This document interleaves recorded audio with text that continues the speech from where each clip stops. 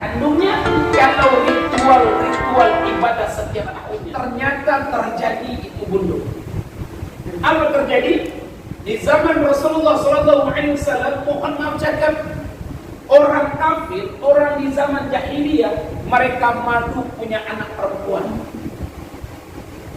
Malu mereka, aib bagi mereka. Maka setiap tahun anak perempuan itu dikorbankan, dibantai, dikeluarkan darahnya untuk ibadah ritual mereka.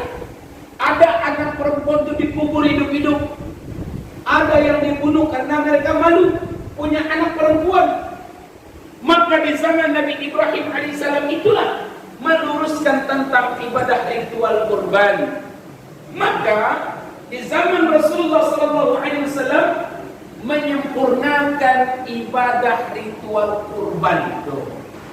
Di zaman Nabi Adam alaihissalam terjadi ritual kurban antara Qabil dan Habil. Di zaman Nabi Ibrahim alaihissalam meluruskan ritual kurban, sedangkan di zaman Rasulullah menyempurnakan ritual kurban. Berapa paling sedikit Rasulullah itu berkurban? 2 ekor kambing. Itu paling sedikit dulu ayat. Berapa paling banyak Rasulullah itu berkurban? 100 ekor onta. Itu paling banyak. Maka sih menyempurnakannya Ustaz, ada syarat-syarat tertentu.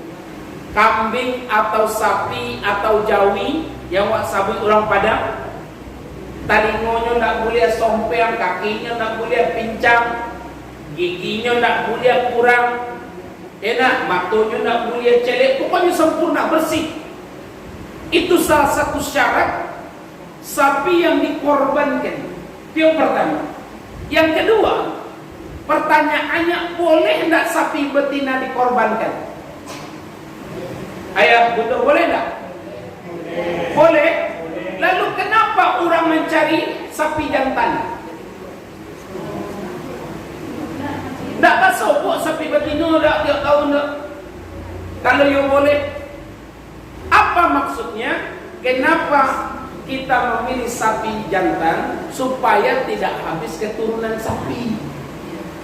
Itu yang pertama. Yang kedua, jangan sampai sapi betina yang kita sembelih takutnya nanti ada anak di dalam perutnya. Boleh, tidak masalah. Sapi betina tidak masalah. Tapi yang jadi masalah apa ayahanda bunda? Yang jadi masalah adalah ketika ritual ibadah kurban ini sudah disempurnakan oleh Rasulullah, tapi kita banyak yang melanggar di dalamnya. Salah satunya Ustaz, mohon maaf cakap, kurban itu untuk orang hidup. Setiap tahun saya sampaikan, kurban itu untuk orang hidup, bukan untuk orang meninggal. Kecuali orang tuanya yang berwasiat. Contoh, ambo orang tua mau punya anak, kok meninggal ayah nanti, tolong korbankan ayah Itu kan wasiat, itu kan amanah kepada anaknya. Lalu orang tuanya meninggal dunia. Ketika orang tuanya meninggal dunia, anaknya mampu, maka dia sampaikan kepada pengurus masjid. Pengurus masjid, panitia kurban, ambo berkorban tahun ini untuk orang tuamu yang sudah meninggal. Kenapa? Karena ketika dia hidup, dia beramanah, nyampang ayah meninggal dunia, ayah belum pernah berkorban, maka tolong korbankan ayah. Maka korbannya sampai.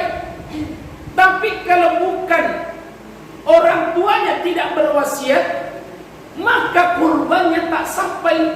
Kenapa? Karena kurban itu bukan untuk orang yang meninggal. Kurban itu untuk orang hidup. Ustaz, baca rohnya Ustaz supaya orang tua ambo dan meninggal kok dapat pahala. Maka lihat doanya Rasulullah. Baca rohnya Ustaz, orang tuamu yang meninggal kok supaya dapat pahala. Rasulullah itu berkurban minimal 2 ekor kambing. Apa doanya Rasulullah? Yang pertama, ya Allah, tahun ini aku berkurban untuk diriku dan untuk keluargaku. Itu doa pertama Rasulullah. Yang kedua, Rasulullah itu berdoa, ya Allah, tahun ini aku berkurban untuk diriku dan untuk umatku. Maka berlakulah hadis baginda Rasulullah sallallahu alaihi wasallam, apabila telah meninggal anak Adam, di dalamnya terdapat anak yang soleh dan soleha. Bacaranya orang tua supaya dapat pahala Ustaz, berkurban ateh namu awak nanti duit waktu pembelian sapi atau pemenyembelihan sapi wak jadi, berdoalah kepada Allah, ya Allah, tahun ini aku berkurban untuk diriku dan untuk keluargaku, pahalanya ku titipkan kepada orang tuaku yang meninggal dunia, maka sampai ku pahalanya, sampai pahalanya. Maka kalau orang tua berwasiat tak masalah, kurbankan. Tapi kalau orang tua kita tidak berwasiat, apa kata Imam Nawawi, bukan kata saya, kata Syekh Imam Nawawi, maka kurbannya tidak sah, sama dengan sedekah, bukan kata saya, kata Imam Nawawi, Syekh Imam Nawawi yang mengatakan kurbannya tidak sah tapi sama dengan sedekah. Tapi kalau namu awak dibuat wa berdoa sama Allah, ya Allah, tahun ini aku berkurban untuk diriku dan untuk anakku dan untuk keluargaku, pahalanya kutitipkan kepada orang tuaku yang telah meninggal dunia, sampai pahalanya ayah anda pun. Tetapi yang tanda tanyanya adalah lihat korban. Korban itu awalnya itu kan sholat, dirikan sholat dan berkurbanlah. Apa maksudnya? Jadilah anak yang soleh dan soleha. Sedangkan orang sholat je, alun tentu doanya diterima oleh doa, apalagi orang yang tidak selesai. Maka kalau awak ingin berkurban supaya kurban kita sempurna, walaupun sholat itu bukan isyarat kurban, syarat-syarat kurban, maka sempurnakan dengan sholat kita. Setiap hari kita sholat, kita berdoa kepada Allah, ya Allah, tahun besok saya berkurban, ya Allah, terimalah kurban saya, ya Allah. Sampai hari H kita juga berdoa, ya Rabb, tahun ini saya berkurban, ya Allah, terimalah kurban saya, ya Allah. Tuh, pahalanya kutitipkan kepada orang tuaku yang meninggal, ya Allah, sampai itu pahalanya. Karena anak soleh dan soleha. Kalau anaknya tak soleh, baca apa sampai? Ya tak? Itu yang pertama. Yang kedua, apa yang jadi banyak masalah? Yang jadi banyak masalah, setiap tahun ajuk mau sampaikan, tapi dikerajukan juga. Makasihnya Ustaz, tidak boleh mengambil upah dari daging. Wah, ambil juga. Tak boleh. Kaki dan hilang, cek mata dan hilang, kepala hilang, lidah hilang. Tak boleh. Tiap tahun disampaikan. Jadi ambil upah dari daging, tidak boleh. Baca rohnya Ustaz. Nih perhatikan. Masa ji awak kok kan kurban 2.500.000. Nak bunda? Maka dibalikan ke kambing atau ke sapi, satu itu 2.400.000. 100.000-nya biaya operasional. Jadi kalau satu sapi biaya operasionalnya 700.000. Itu dia biaya upah. Kalau ada 10 jawi 7 juta biaya operasionalnya. Kan cukup 7 juta tuh. Tukang menyembelih, tukang jagal, maksudnya tukang menguliti, tukang mengiluan, boleh. Jadi ambil upah dari daging. Apa kasih upah dari daging Ustaz? Perhatikan. Masyarakat dapat kupon, itu yang pertama. Yang kedua, orang yang berkurban pun dapat kupon. Atau namanya kupon istimewa karena dia berkurban. Yang ketiga, nyubuh dia orang kupon panitia. Enak. Jangan dibuat dia kupon panitia tu. Tak boleh. Kenapa? Kalau panitia dapat kupon, berarti nyaman ambil daging. Enak. Maka daging tu menjadi upah. Tak boleh. Kalau dapat diupah pakai giti. Maka seringkali saya sampaikan, tidak boleh mengambil upah dari daging. Tuh. Yang ketiga, perhatikan ayah anda bunda, kau bantanya, mereka silakan bantanya. Yang ketiga, masalah kulit. kulit itu pada hakikatnya tetap dibagikan. Tapi keluar istimewa ulama. Apa istimewa ulama? Tidak semua masyarakat itu bisa mengolah kulit. Maka panitia kurban kumpulkan kulit tersebut lalu jual. Setelah dijual, bagikan uangnya kepada fakir miskin. Jangan diambil untuk masuk ke sakawat, tak boleh, hukumnya haram. Jangan dimasukkan ke kas masjid, tak boleh, hukumnya haram. Apalah tuan? Kan elok orang elok tuan. Pitih kulit Jawi wak masuk ke kas masjid kan elok orang elok tuan. Tapi tidak boleh. Hukumnya haram. Bayangkan. Dan oleh karena itu ayahanda bondo yang dimuliakan oleh Allah, maka awak harus berpandai-pandai. Maksud berpandai-pandainya apa? Pilih panitia kurban itu orang yang ngerti di syariat. Setiap tahun pasti bersobok masalah aku jauh. Masalah celek, lidah acuh hilang. Serius.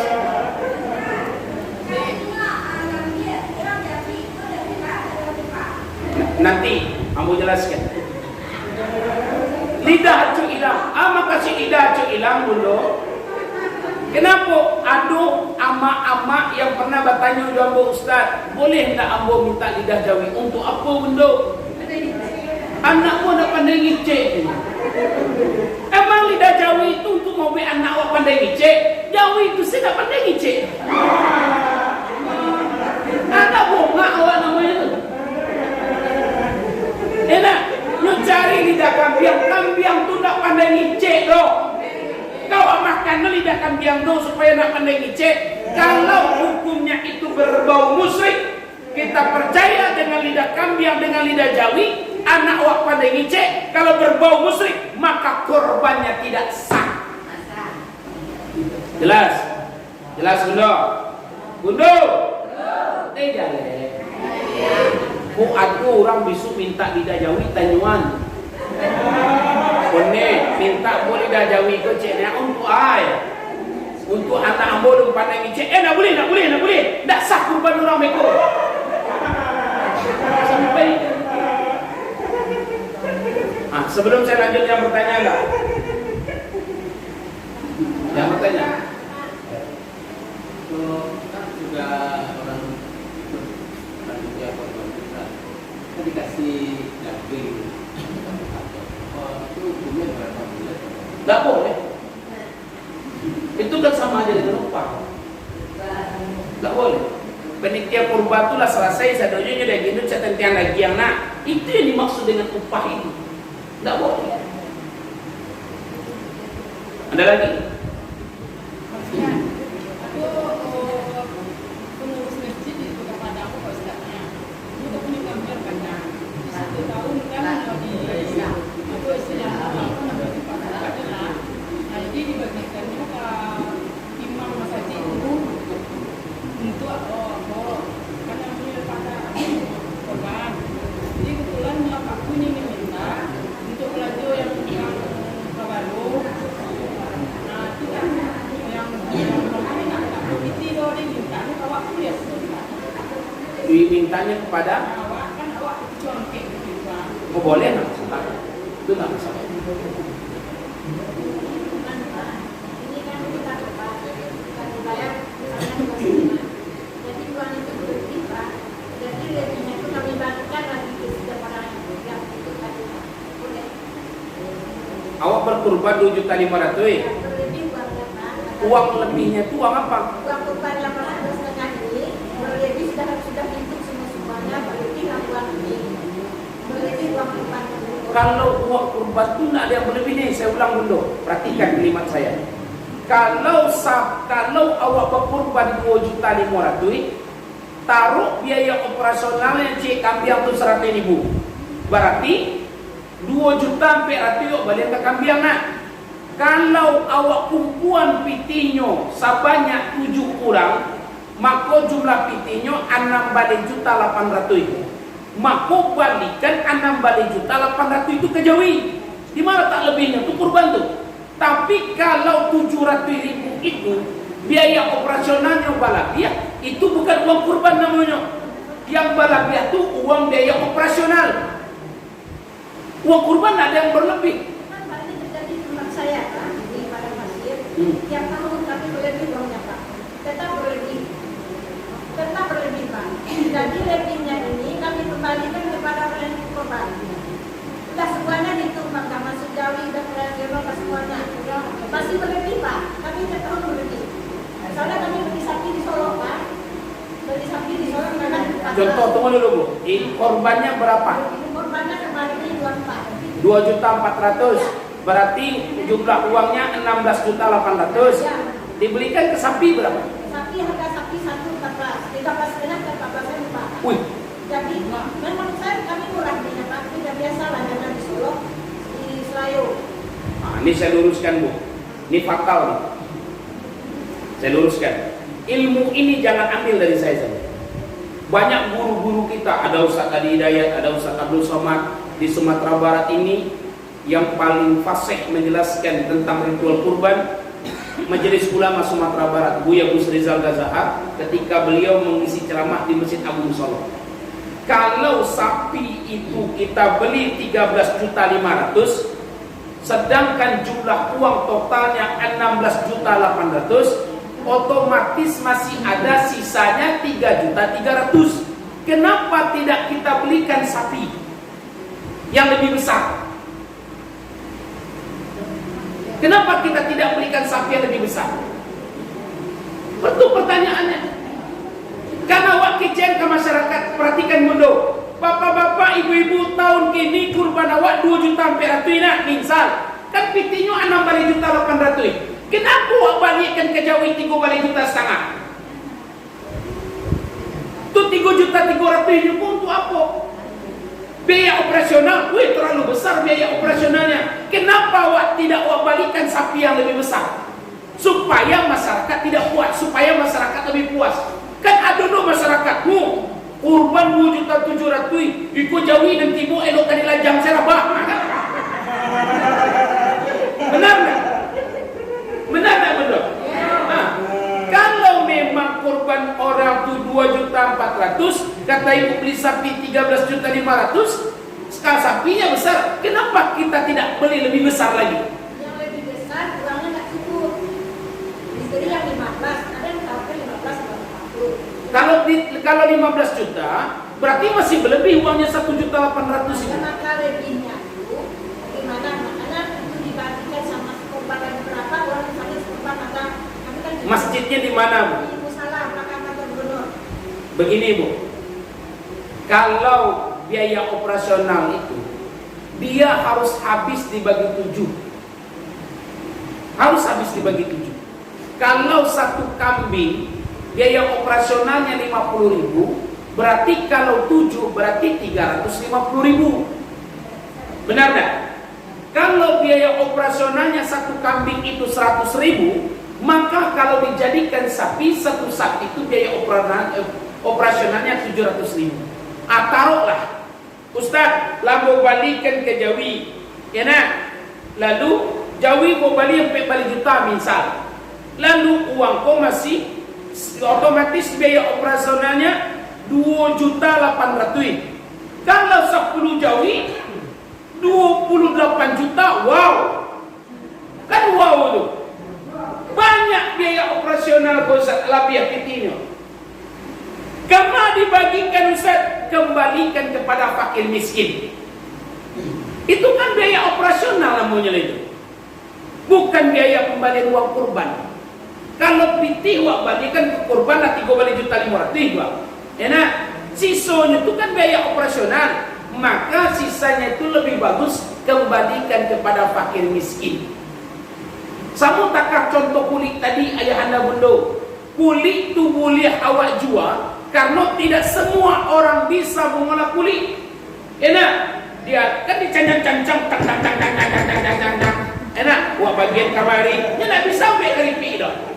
Enak, tak bisa buat kerupuk kulit dah. Maka keluar istimewa ulama, kulit itu boleh dijual dengan syarat ketika uangnya dapat kembalikan uang itu kepada fakir miskin. Agia hari tujuh kepada fakir miskin yang dimasukkan ke dalam saku penitia, hukumnya haram. Tak sejalan itu mengicil itu. Yang dimasukkan ke wang kas masjid tidak boleh, hukumnya haram. Kembalikan kepada fakir miskin. Biswa ko bundo-bundo harus calian-calian. Misalnya si ko kurbannya 10 ekor sapi, misalnya nak, kan ada 10 kulit tu. Kan penitia kurban bekonyo jual, tanyuan kama piti nan nyo jual tadi, kulit dan nyo jual tadi kok. Boleh kita bertanya, kama piti nyo pak kulit koko, kasih bagian atau masuk dalam sekuat, tanyakan. Oh, peserta kurban itu berhak bertanya. Sampai sini paham? Belum? Belum paham? Sudah paham? Kalau belum paham, tanya dari benda. Pertanyaannya Ustaz, kalau awak itu diampun kurban dulu, karena ada sebagian orang menyampaikan pas penyembelihan itu awak wajib kembalinya. Kalau seandainya awak tak kuat dari darah itu, ada apa Ustaz? Tidak ada wajib benda. Itu ada sebagian Ya. Kalau di kitchen wajib, ada orang beko kaki nang kompongnya mau kurban. Baca ni kau berjalan. Enak benda. Ada orang beko nak punya kakinya satu berkurban. Baca ni kau mencari. Enak. Hukumnya tu tidak ada hukumnya wajib.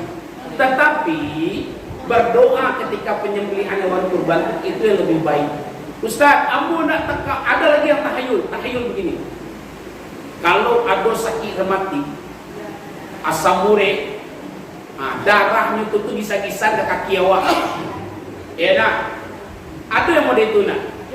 Pertanyaannya ilmu itu dapat dari mana? Dari mana dapat ilmu? Yang ada kaki awak berkarak-karak ini. Dari mana dapat ilmu? Dan aneh-aneh dia awak. Ini satu lagi ni buat bapak-bapak ni. Ini perhatikan dulu. Perhatikan apa yang saya sampaikan. Ini khusus buat bapak-bapak. Lato-lato Jawi itu aja hilang tak? Talua-talua Jawi. Tak tahu lato-lato Jawi, talua-talua Jawi. Keseluruhan dalam satu apa-apa ini. Untuk apa? Untuk lebih kuat. Serius. Makanya menyampaikan. Aku pernah bertanya kepada dokter kesehatan namanya Dokter Irman. Bertanya kepada dokter, dok, apakah lato-lato Jawi itu mengandung zat stamina laki-laki ko tambah kuat? Dah ada tu Ustaz ini. Dah ada tu. Itu hanya cerita-cerita orang tua dahulu situnya. Maka kalau awak yakini itu ada kekuatan di dalamnya supaya stamina awak kuat, hukumnya haram. Kenapa dia meyakini ada kekuatan selain dari Allah?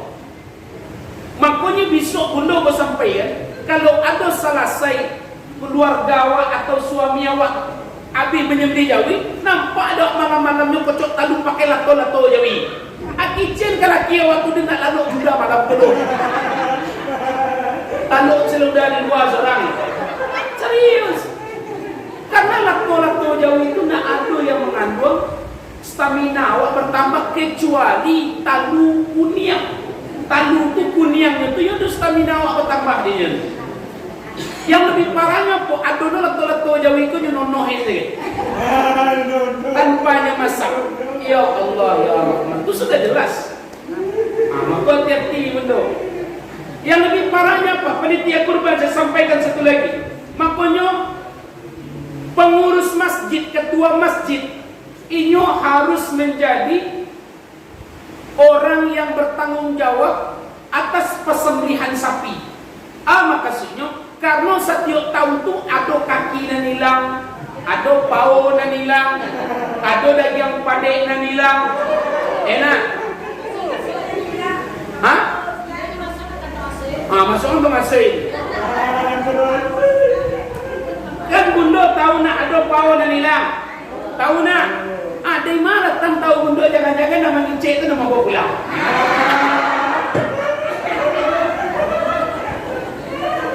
Nah ini banyak kejadian. Abang nak menuduh. Maka awak hati-hati benda.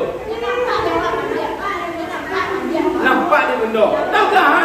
Oi, ang bawa pulang kena cabut beri buang lo ya. Ha?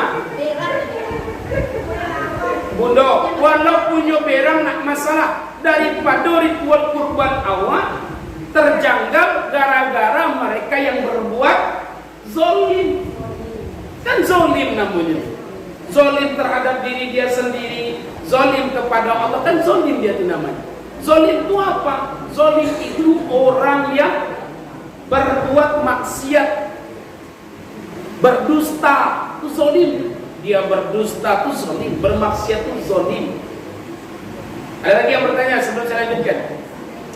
Untuk yang bekerja mengurus hewan kurban itu kan ada saya terjadi di dua tempat.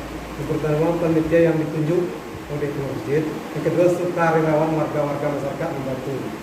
Apakah dengan lantaran karena masyarakat yang membantu dia tidak boleh mendapatkan yakin, padahal secara tidak membantu pun dia nanti tetap dan ternyata karena dia menolong warga. Jadi dengan dia membantu berarti tidak dianggap upah. Jadi gimana cara memposisikannya? Gini, sebenarnya perhatikan ayah bunda. Kalau untuk cara kita bergotong royong, sebenarnya upah itu tidak ada. Awak pun sistemnya bergotong royong, tetapi tidak semua orang yang mau bergotong royong. Kenapa? Karena dia mengharapkan upah. Sebelum saya jawab, saya bahas dulu sedikit masalah memasak. Biasanya ibu-ibu kebiasaan kalau bergotong royong, nyu memasak di masjid. Nyu ambil daging kurban, benar atau enggak? Boleh enggak awak memasak daging kurban itu di masjid? Boleh enggak? Bunda, kuliah enggak? Indah, mulia, indah, baca tu mulia.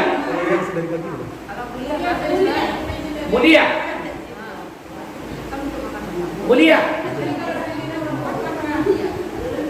Kalau ingin kita bergotong royong lalu memasak di masjid itu boleh, dengan syarat sampaikan kepada orang yang berkurban. Maka ini adalah panitia kurban yang menyampaikan di masjid. Bapak-bapak, ibu-ibu yang berkorban di masjid kita punya panitia kurban. Maka pada waktu hari H, ibu-ibu kita bermasak. Maka nanti kita makan bersama-sama di masjid. Maka dan oleh karena itu, yuk sama-sama kita sedekahkan. Yang berkurban itu sedekahkan dagingnya 0,5 kilo. Kalau 10 nggak dapat, 5 kilo udah banyak. Tuh. Lalu bagaimana dengan orang ini yang satu diupah lalu ada relawan? Sistemnya menolong, bergotong royong. Apakah dia juga dapat upah, Ustaz? Kalau dari daging tidak bisa. Dan di sini tergantung ketua yang dibentuk oleh pengurus masjid, namanya ketua kurban. Yang lain dapat, kenapa kita tidak? Oh, kamu kan relawan, disitulah ada kebijakan yang adil. Baca dulu. Kadang-kadang mohon maaf cakap, kadang-kadang relawan tuh dia gisi dan si bungkui, dia gia rokoknya lah selesai dia. Nah, ada jadi masalah. Maka biaya operasional tuh harus aduk. Tapi jangan kadang-kadang biaya operasional tuh sampai 28 juta. Itu nak biaya operasional namanya itu. Itu peladang awak dipungguang ulang namanya itu. Cukup Pak? Cukup? Ada lagi? Ada lagi yang lain? Mengenai kupon tadi Pak, kupon panitia yang Bapak sampaikan. Panitia ini kan dikasih kupon dua-dua tiap dia Pak. Dua Kupon yang kecil. Satu buat? Itu panitia itu lah. Iya, panitia kurban itu kata ibu kan? Dia mau mengasih orang juga, orang pada kami, gimana juga? Nggak boleh. Nggak boleh. Nggak boleh. Itu akal-akalan saya banyak nih. Aduh cewek ini, bunda perhatikan nih. Kadang-kadang masa bulan, perhatikan bunda. Kadang-kadang masa bulan, aduh udah diam kau dalam kulkas nih. Dah sebulan orang rayo, aduh udah diam kau dalam kulkas nih. Hari tasrik itu berapa hari sih? Hari tasrik nih, hari raya Idul Adha berapa hari? 3 3 hari, maka 3 hari itulah lamanya dagingmu. Bu sebulan, aduh ya daging dalam kulkas nih. Perhatikan, jangan tanya ke saya, tanya kepada dokter kesehatan. Jangankan 1 bulan, 1 minggu saya daging bodoh dalam kulkas saya kan membeku tuh. Jamualah sampai yang steril. Ketika 2 jam kemudian cium bau daging itu berubah model bau bangkai. Serius pun. Cobalah cari di kaca pembesar tuh. Ada jentik-jentik kuman-kuman yang hidup di dalamnya. Makanya hati-hati, agama Islam ini makanan yang sehat itu makan yang kita masak itu langsung habis, yang tak bersisa. Makanya kok ada orang penyumbatan jantung, kenapa? Karena ada virus di dalamnya. Ada orang yang namanya tuh alergi paru-paru, kenapa? Karena ada virus di dalamnya.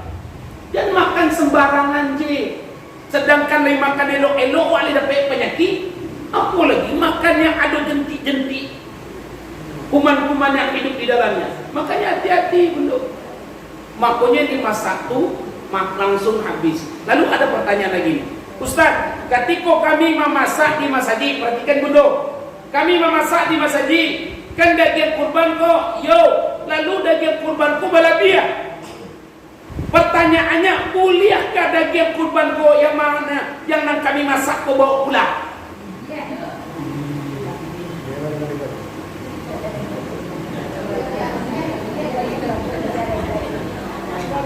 Boleh nak daging yang kami masak kok Ustaz kami bawa pulang? Boleh? Kecek siap.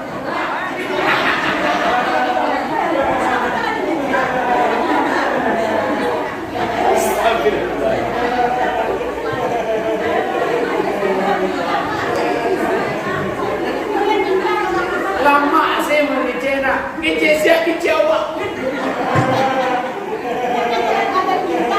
Ustaz, boleh tak daging yang kami masak kau bawa pulang? Boleh.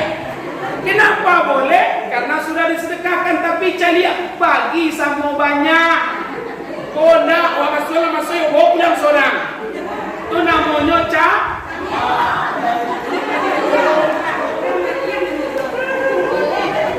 boleh, kan sudah disedekahkan. Kalau sudah disedekahkan boleh bawa pulang. Kalau banyak lagi ya bagi samurato. Kalau ada nak apa nak nyo dah ni, bawa salah dia ni pulang bagian ambo nak masalah. Kau nak wacilo bulo bawa soy. Dia jadi masalah. Mantan-mantan di rumah nyo masalah nyo kena nak kiye. Anak kirim pulang baik kau mana nak biar sabar dulu. Jangan mau itu. Kan ada mana itu nak? Oh banyak. Astagfirullah.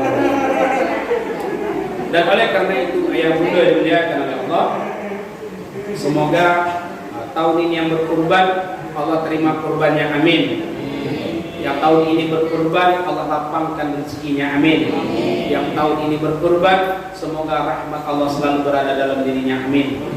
Karena hari ini saya masih ada kajian di Bolivia, masih jauh, maka saya mohon maaf. Insya Allah bulan besok ini kita lanjutkan lagi. Kalau bisa tentukan judulnya, sampaikan kepada ketua masjid, ketua sampaikan kepada Uja, kepada Ustaz Joni Alanaskwa, Iko bulan besok bahas judulnya, ambo bahas, bisa request. Kurang lebihnya mohon maaf. Assalamualaikum warahmatullahi wabarakatuh. Waalaikumsalam.